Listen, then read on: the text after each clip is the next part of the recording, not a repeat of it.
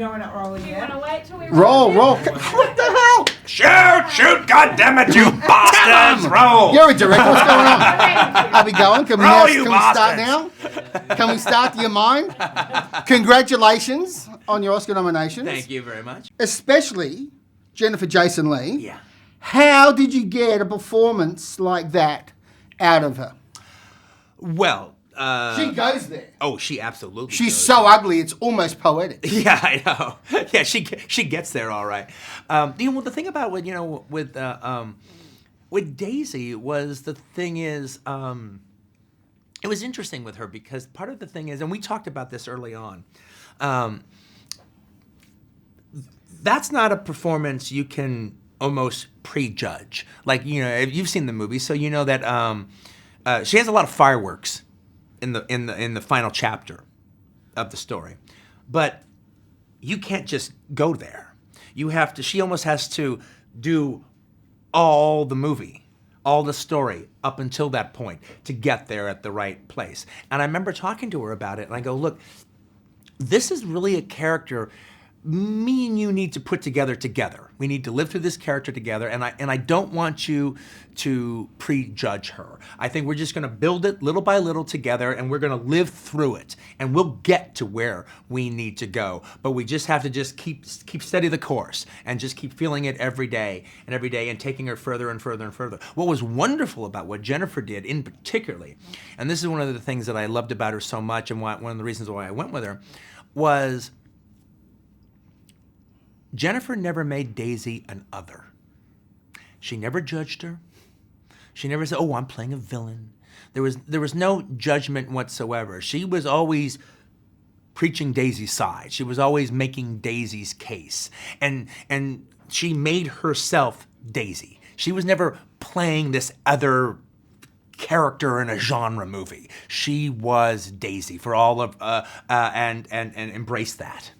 Tell us about the importance of the timing of you making this movie, because you came off two of the most commercially successful films of your career. Yeah. Your agent must have been on the phone saying, "Quentin, you're in the sweet spot right now. Just keep making movies like this." Yet you made this. Tell us about the importance of the timing of this film right now in your career. Well, the thing about it was, I actually got together with somebody who's a really good person, and they have a company or something, and we were talking about making movies, and they were trying to see about us working together, and I asked them some question, and they go, "Well, one of the reasons it would be, nice to work with you is your work is commercial." And that was like a weird thing. I mean, I knew what they meant because I just had two big hits in a row. But there was nothing commercial about them except that a lot of people went to see them, if you know what I mean. I mean, there was no guarantees that my World War II movie that was, in about 3 different languages, the least of all being English, was going to be such a hit. There was no guarantee that my very violent, bloody, funny slave movie, all right, was going to be a smash, but that ended up being in the case. Did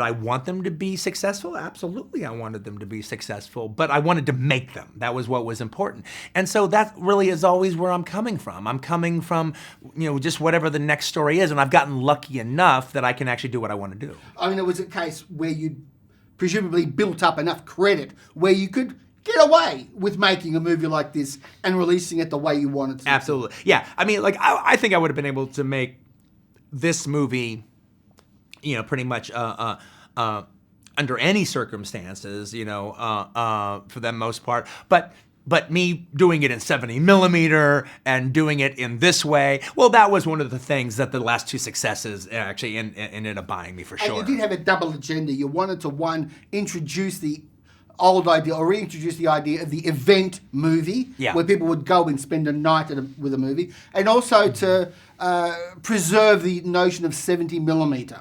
Well, that's for sure, yeah. Yeah. I mean, just to be absolutely clear, you're not anti-digital, are you? Because the upside of digital filmmaking, both creatively and economically, is just enormous. You want the idea of 70 millimeter as an option for filmmakers to still be alive. Is that fair? Well, I actually think that the upside as far as financial for digital is extremely overrated. I think it's I think it's an upside for production managers, all right, who are just bean counters for the most part. And at the end of the day, by the time the whole thing is done, its process, film isn't actually that much more expensive if you actually add up the entire budget when everything is said and done. However, it helps the production managers on the actual day-to-day in making the movies. Having said that, though, there is an aspect when it comes to digital that I do appreciate. For all the things I don't like about it, there is an aspect of, when it comes to digital filmmaking itself, is it has a possibility of making films more democratic for other types of people who have never been able to make movies before, and because they requires film and lights and all kinds of stuff that maybe some kid in Dubai can get. But this film is part of your campaign to keep the format alive. Oh, absolutely. As an option. Absolutely. And and that's the number one thing that I actually probably wouldn't have that much of a problem with digital if the whole idea wasn't that film now needs to be eradicated for this. You're basically saying, don't get rid of something beautiful just because it's old. Yeah. No. Well, I do think that this film is a pretty good argument that it's like, be careful what's going on here, because we lose this, we lose something really important. As with comedies, Westerns tend to reflect the year, if not the decade in which they're made. What is it about this film that you think is talking about the times today? Well, it's interesting because Westerns do that very well. And it's one of the interesting things about them. And I didn't really set out to do that per se on this film, but as I was writing it, that just started coming out of the characters' mouths to one degree or another. One of the things I actually do think that I have to offer to Westerns is the conversation I have about race that is going on in America. And that's actually a conversation that has been almost avoided, to a ridiculous amount in Westerns. And so I actually think it's something I have to offer to the genre, to have that conversation going on. And there was an interesting thing about keeping that conversation going on after Django. Nevertheless, I was still kind of doing, I still, had my idea of doing a closed room story and a bit of a whodunit, a bit of a mystery aspect of it all. But when I was writing this scene in the stagecoach, and Walton Goggins' character Mannix has his debate with Warren's Sam Jackson's character Major Warren. I just started, representing Mannix's side of the the Civil War Southern side debate. Have Warren representing his side, and when it was all finished, I was like, wow, that could be a blue state, red state debate going on between CNBC and or MSNBC and Fox. Are you approaching a point where you are going to start disengaging from dealing with certain parts of the media because of an apparent inability to listen to what you're actually saying and to understand the difference between real life and the fantasy world of movies, and even your right to protest police brutality? What you've been putting up with is amazing. Oh, well, thank you for thank you for saying we that. need to get this on the record. Yeah, I agree. Look, it is a weird thing. Look, the police brutality thing was its own thing, all right, but even just in the normal profile stories or profile pieces that appear in magazines or New York Times or something like that, the way they get picked apart in this weird way is very. It's weird because every time it's taken me about 3 years to do a movie. And it seems like every 3 years, the landscape has changed so drastically compared to the last 3 years that I'm caught unawares. And frankly, there is an aspect of me thinking about disengaging the next time around, because there was a time period, and don't worry, we'll give you enough time. I want to answer this question full on, okay?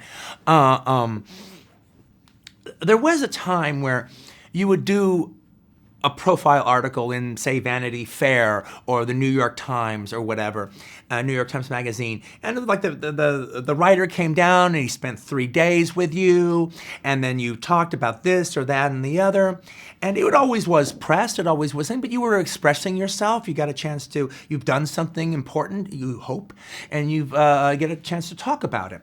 And then that article would appear, and there was, for lack of a better word, some artistic integrity to the fact that you started reading it at the beginning and you read all the way to the end and was all in context. And if you stuck your foot in your mouth or whatever, then you did, but it was always in a context.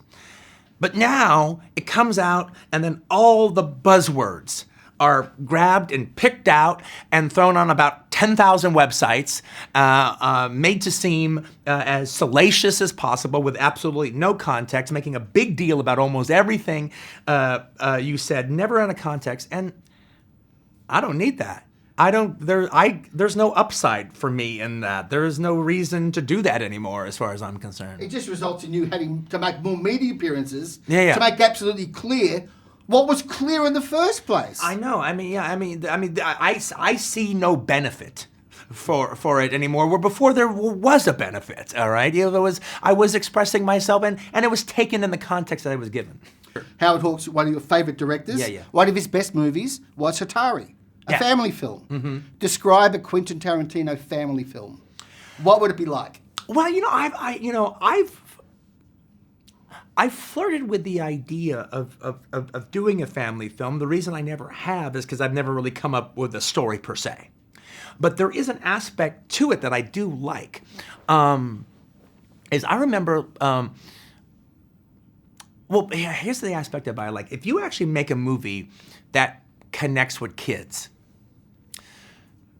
they'll love it. They'll see it 10 times, 12 times. I remember working at Video Archives, and I remember the kids would come in and they want to keep renting the same movie over and over again. And the parents got mad at them. Look, would you get something else? I'm tired of seeing the same thing. You've seen this movie 12 times. Well, I kind of knew where they were coming from. They go, well, I know I'm going to like this. I don't know if I'm going to like that one that you're holding. And, even something like the Mighty Ducks or something, the kids saw it and they really liked it and they loved it and they saw it a bunch of times and they became rabid, voracious fans of that. Well, I like the idea of somebody being a rabid, voracious fan of one of my movies. So far, I haven't come up with the subject matter where the two go together. But if I ever did, that would be very exciting. Right. When's the big payoff point for you? Is it box office figures? Is it when you start making the film? Or is it that moment when you finish the screenplay, put the last word on it and go, that's it. It's done. When's the big payoff point for you? The last one. When I finish the script. When I think it's done, when I feel it's done, and I'm ready to hand it out to people and say, this is my next piece of work. That kind of is, that's the first big payoff. Actually, the next payoff after that is, and this is not hyperbole, this is the truth. It's watching it with an audience, all right? And because I hear laughs, I hear I make movies that I'm gonna get an audible response from the audience. And so when I'm actually sitting there, and it's not a premiere audience, it's not one of those pre-screening things, but it's actually a bunch of people who could do anything in the world they wanted to do that night, but what they decided to do was go and pay to see my movie.